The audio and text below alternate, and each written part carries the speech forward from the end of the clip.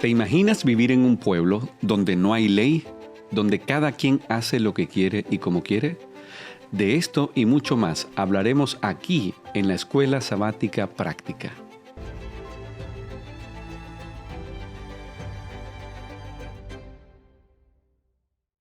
Bienvenidos y bienvenidas una vez más a una lección de la Escuela Sabática. Ya estamos en la número 9 y ha sido una bendición para cada uno de nosotros y queremos también recordarte que puedes compartir el link para que muchos amigos y amigas también se puedan conectar y disfruten del estudio de la Escuela Sabática. Pero antes de iniciar quiero pedirle a nuestros amigos, el pastor Rubén y también a José, que por favor nos dirijan en oración, José. ¿Cómo no? Amante Padre que estás en los cielos, necesitamos la suplencia del Espíritu para poder entender tu palabra y también para que esa palabra haga en nosotros el efecto transformador.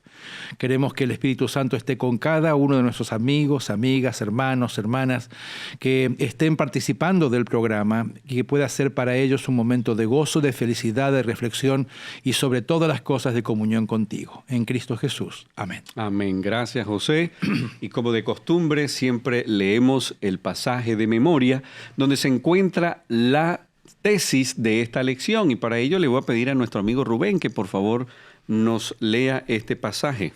Con todo gusto. El pasaje se encuentra en Éxodo, el capítulo 20, el versículo 22 y 23, y dice así: El Señor dijo a Moisés, así dirás a los israelitas, ustedes han visto que les hablé desde el cielo.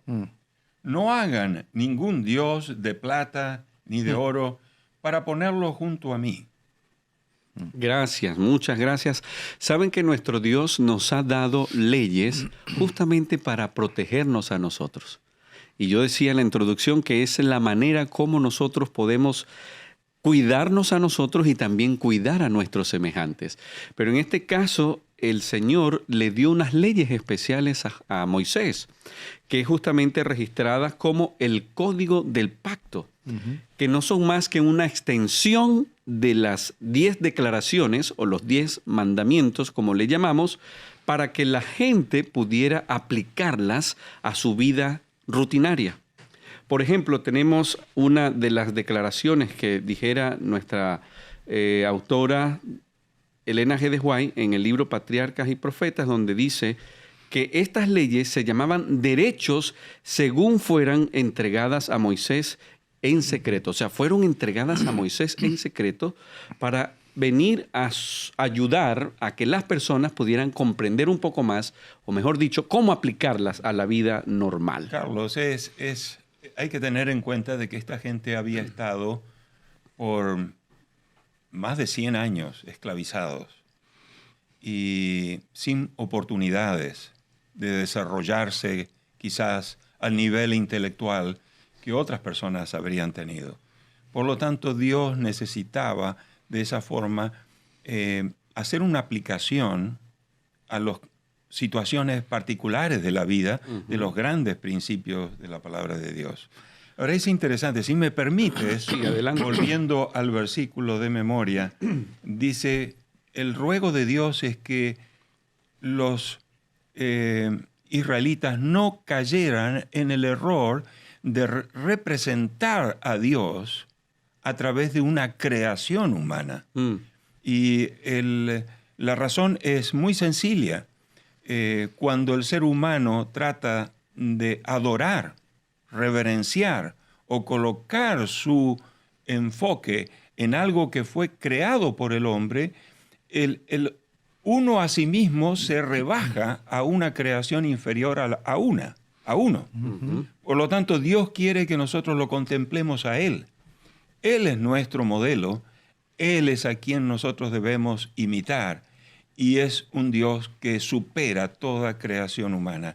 De allí que Dios protege a su pueblo de la degradación y la corrupción que trae la idolatría. Exactamente. Tal vez una cosa ahí, Carlos, si me permites agregar, el pueblo se había embrutecido en el tiempo, habían estado prisioneros, esclavizados, bajo leyes egipcias, ¿no es cierto?, de dominio de esclavitud. Por lo tanto, ahora Dios quiere darle una nueva visión de lo que Él es, ¿verdad? Y cómo deseaba que sus elegidos, este pueblo insignificante, ahora fuera. Por lo tanto, ahora le da estas leyes que son formativas para ellos y que también tenían que ver con el desarrollo de los derechos propios y también de los derechos de los demás. Y ahí es un eco más de las 10 declaraciones. Era justamente la relación entre el hombre y Dios, pero también era la parte más difícil también, cómo ellos podían relacionarse con los demás, cómo ser justos con los demás, aunque no era con nuestra propia justicia o con la propia justicia de ellos, era con la de Dios. Por eso había que estar muy cerca de Dios. Pero Rubén, hay una estructura de este decálogo. Está mostrada en 7 pasos. ¿Podrías, por favor, hablarnos de ello? En esta sección de la Escritura, Moisés, por inspiración de Dios, presenta ciertos grupos de leyes, aplicaciones de los principios del decano, sí, a diferentes áreas de la vida. Y es interesante cómo allí, por ejemplo, el primer grupo de leyes relacionadas a la esclavitud dentro del pueblo de Israel, de los hebreos. Segundo, casos relacionados con la pena de muerte. Casos relacionados con lesiones personales, sería el tercer grupo de leyes. Casos de daños a la propiedad y protección de ella y robo.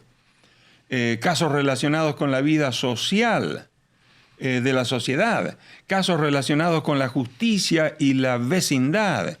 Y por último, leyes relacionadas con los ciclos y los festivales sagrados. En otras palabras, son áreas que Dios escoge para ayudar al pueblo a ver cómo estos principios sagrados se aplican al diario vivir. De hecho, esos ciclos sabáticos, como también se les llama, era justamente que ellos debían sembrar por 6 años consecutivos, pero el 7º año ellos sembraban, pero dejaban el cultivo, o sea, la cosecha para los pobres, incluso para los animales del campo. ¡Wow! Qué cosa tan hermosa, cómo podemos también nosotros, el cuidado que Dios tiene para nosotros. Pero también se recuerda que el 4º mandamiento es el sábado, que Dios invita, que debemos descansar. También era aplicado para los criados, para los esclavos y para los animales. O sea, trabajaban 6 días, pero el 7º día tenían el derecho, no era que era, bueno, si yo quiero te lo doy, no, era un derecho que tenían los siervos y tenían incluso los animales. Tal vez aquí, Carlos, en la introducción mencionaste cómo vivir en un pueblo donde no hay ley, cómo vivir en una sociedad sin leyes. Y Dios lo que está haciendo aquí no es solamente dándole leyes para que sean obedientes, sino protegiéndolos a ellos mismos a través de esas leyes. Nuestra sociedad actual está queriendo hablar de libertad y piensa que libertad es no tener leyes, que cada cual haga lo que quiera, que tienes tu libertad de decidir, hasta inclusive que quieres ser, si escoger ser hombre, ser mujer, libertades para quieres casarte, no quieres casarte, con 2, con 3, con 4, y todo eso ha afectado hoy día a la misma sociedad, nos ha afectado a nosotros, pero Dios dio leyes tan claras de cómo es ser, lo que Él quiere, y que las libertades también que tenemos tienen derecho a otras personas. Esto es significativo en el hecho de que Dios nos saca a un pueblo para que haga lo que quieran. ¿Okay? Ya salieron de Egipto, ahora acá está, cruzaron el Mar Rojo, hagan lo que bien le parezca. Ahora Dios los quiere educar, no solamente para el trayecto en el desierto, sino también para la entrada a Canaán.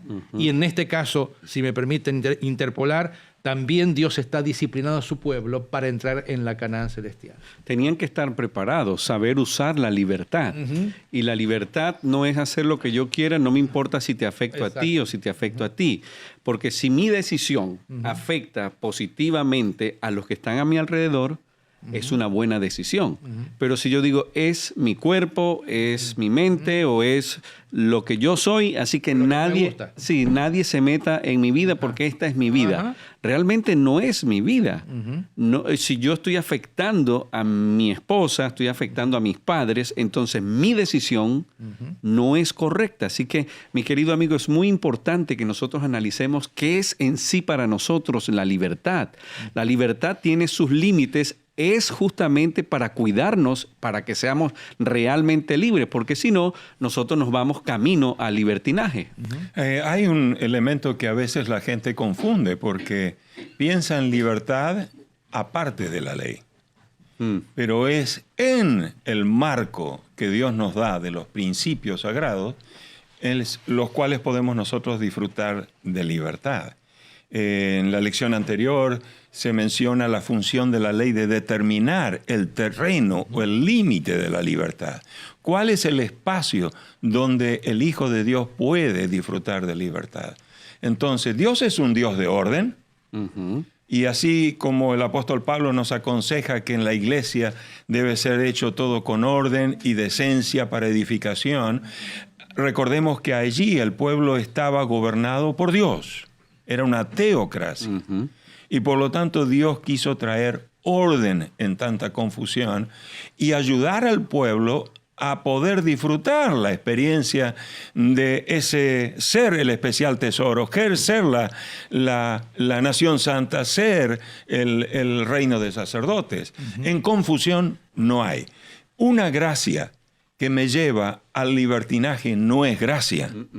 El amor de Dios que no me lleva a un respeto hacia Dios y un respeto a las otras personas y a mí mismo no es un amor genuino. Entonces, en este sentido, este aspecto de la instrucción que Dios da al pueblo nos muestra un Dios respetuoso de lo justo, lo correcto, de lo que es constructivo, edificante y a la vez tratar de ayudar al pueblo a evitar lo que ellos experimentaron a creces en Egipto. Abuso, extorsión, ¿verdad? Atropello, falta de libertad. Todo lo contrario lo experimentaron en Egipto. Y ahora Dios les quiere decir, no, ese no es la vida que yo tengo preparado para ustedes. Yo quiero una vida donde haya orden, respeto, civilidad, ¿verdad? Y una comunidad amorosa, compasiva, que pueda ser generosa y que se pueda apoyar mutuamente. Así que en el contexto de la esclavitud tenemos que en Israel también había esclavitud. Pero ¿cuál es la diferencia entre los pueblos circunvecinos a Israel, incluso la esclavitud moderna? José, ¿podrías hablarnos de esto? Tal vez tenemos que iniciar nuestro pensamiento de la escuela sabática hoy con la salida del pueblo de Israel de Egipto. Habían vivido bajo esclavitud brutal, discriminación, maltrato, abuso, y ahora son libres. Dios les podría haber abierto la puerta y digan, bueno, ahora salgan corriendo, ya son libres de toda esclavitud, de toda opresión, pero ahora Dios da leyes porque ellos traían también sus propias costumbres. Los que hemos emigrado traemos de nuestras propias tierras también propias costumbres, lo que nos gusta, los sabores. Es más, cuando algún avión viene de los países latinos, ¿qué es lo que más trae? Comida. ¿Por qué? Porque la gente quiere el sabor de su tierra, quiere la comida de su tierra. Y ahora el pueblo sale de Egipto y también traía todo ese bagaje de herencia, de cultura y también de maltrato. Por lo tanto, Dios tiene que colocar parámetros acerca de cómo se debían guiar, reeducar, ahí está la palabra correcta, reeducar en ese proceso. Y por ejemplo dice, si vas a tener un sirviente, un esclavo en tu casa, y me gusta más utilizar la palabra sirviente, va a estar 6 años contigo, pero el 7º va a quedar libre. Y había inclusive decisiones que el mismo sirviente podía tomar, y no me quiero quedar con él, me quiero seguir trabajando para él, y ahora había un paso más, ¿verdad? Ahora dar la oreja y ya ahora que sea para siempre de él. Pero también esa gente tenía sus propios derechos, no era que todo el tiempo tenía que estar bajo el maltrato de un amo. Bajo un yugo. Bajo un yugo, sino que tenía responsabilidades y derechos que debían ser cumplidos no solamente por el sirviente, sino también por el amo. Y ahora tal vez Rubén nos quiere explicar acerca de la ley del talión, que va en concordancia con esto. Bueno, Jesús alude a esta ley que en realidad originalmente tenía una intención muy diferente a la orientación que se le había dado en el tiempo de Cristo, que era una distorsión y un abuso, un atropello. Es tomar la justicia y la venganza, la vindicación por las manos propias.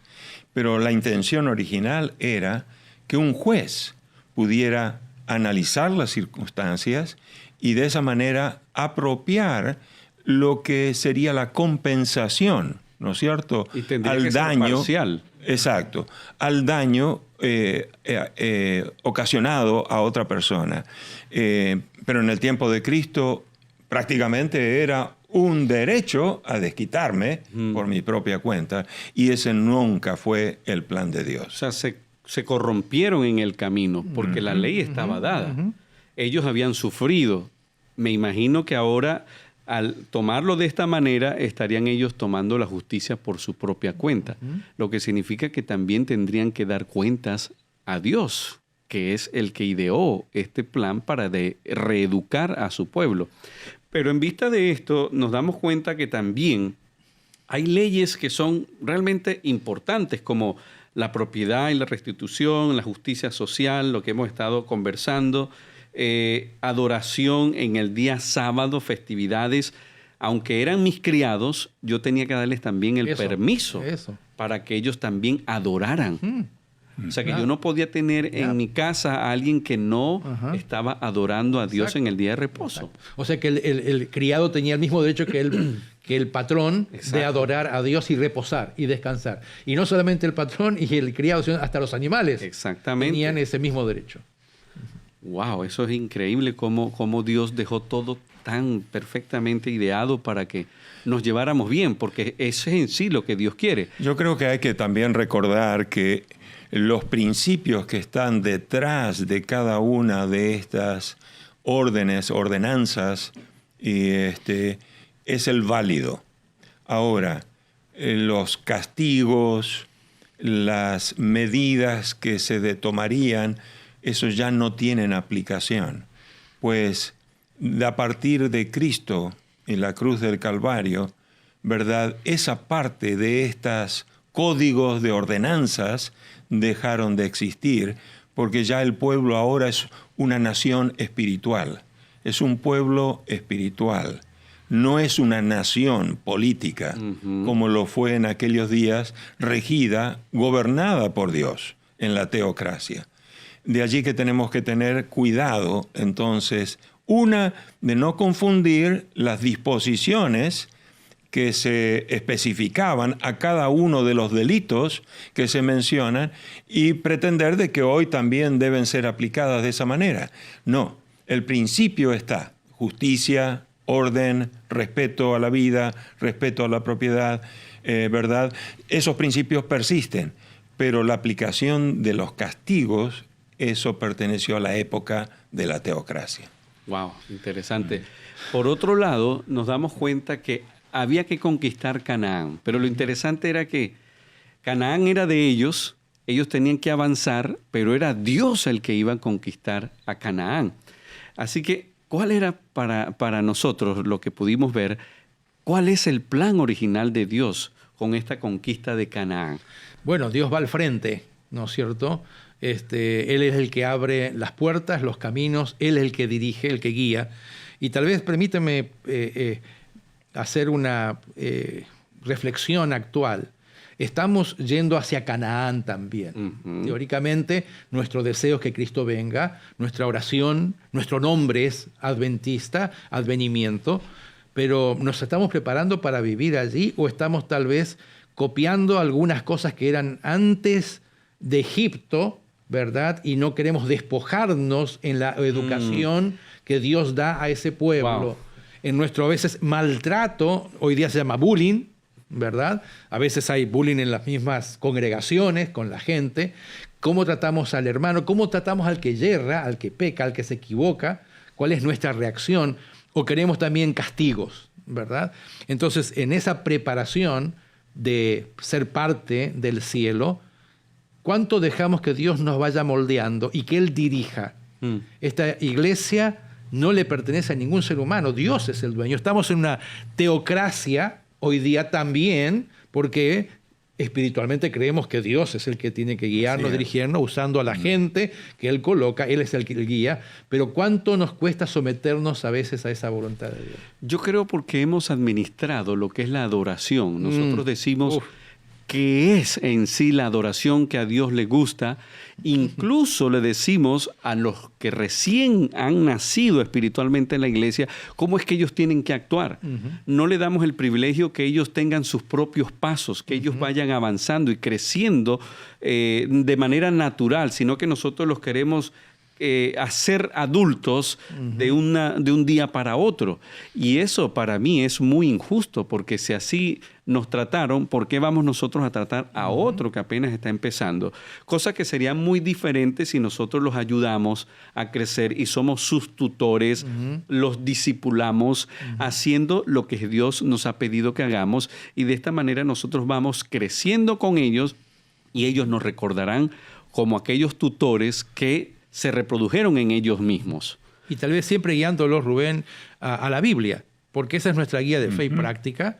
No tenemos ningún personaje en la iglesia que hable ex cátedra, que lo que él diga sea palabra infalible. Lo único infalible que tenemos es la palabra de Dios, y nuestra responsabilidad, inclusive maestros de escuela sabática, es guiar a los alumnos, no a depender de un maestro, sino que investigue la Escritura, que estudie la Escritura, porque es la que nos va formando, nos va liberando de la esclavitud hoy día del pecado, y que podamos servir a nuestro Dios, que deseamos que Cristo Jesús venga pronto a servirle a Él y un día estar frente a Él cara a cara.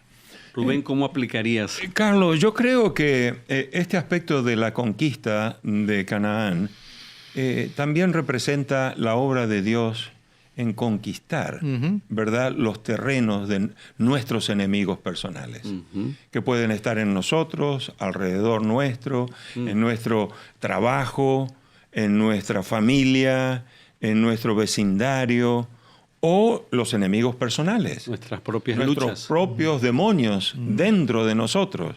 Entonces, la promesa es maravillosa. Dice, yo envío a mi ángel delante de ti. En otras palabras, esa es una guerra santa. Y quien comanda esa guerra es el gran guerrero, ¿verdad? Cristo Jesús, el ángel. Seré enemigo de tus enemigos. Es la certeza que Dios nos da. Afligiré a los que te aflijan, a quienes yo destruiré. Quitaré toda enfermedad delante de vosotros. Yo te concederé larga vida. Enviaré mi terror delante de ti. Llenaré de consternación a todo pueblo donde entres. Haré que todos tus enemigos huyan de ti. Enviaré la avispa delante de ti. Poco a poco los echaré delante de ti. Extenderé las fronteras de tu país. Pondré en tus manos a los habitantes del país. Son todas expresiones bíblicas de promesas de lo que Dios hace. Pero acordemos, son mismas promesas de la obra que Cristo quiere hacer en favor nuestro para conquistar, ¿verdad?, en nuestras debilidades, derrotar nuestros demonios, derrotar nuestros errores, falencias y ayudarnos a tener la mente... A mí me gusta ver a los cristianos no con la mente caída, o con la frente marchita, con un rostro triste, amargado, reflejando como si Dios no existiera, o si Dios fuera un Dios insignificante, incapaz de poder liberar a su pueblo. Por lo tanto, qué lindo es saber de que así como Dios condujo al pueblo y le prometió, esta obra de conquista es mi obra, yo la voy a hacer. De la misma manera, Dios está dispuesto a hacerla por cada uno de nosotros. Así que vivir la ley, este decálogo, este pacto de amor, es más que un mero culto. Es una relación entre Dios y mi persona, es una relación con los demás. Amigo querido, recuerda, Dios quiere que nosotros seamos emisarios de paz y no de guerra. Dios quiere que nosotros podamos confiar en que Él va a conquistar los diferentes territorios por ti y por mí. Como dijimos, Él va al frente, Él va adelante, y si Él está al frente, la victoria está segura. Cualquier lucha que tú tengas, Él será vencedor si dejas que Él sea nuestro vengador. No tomes la venganza por tus propias manos. Deja que Dios lo haga porque Él lo hace bien. Así que en este momento yo quisiera que también te unas nuevamente con nosotros para que juntos cantemos este lindo canto acerca de la victoria. Esa victoria que no la ganamos nosotros, la ganó Dios para que hoy podamos disfrutarla.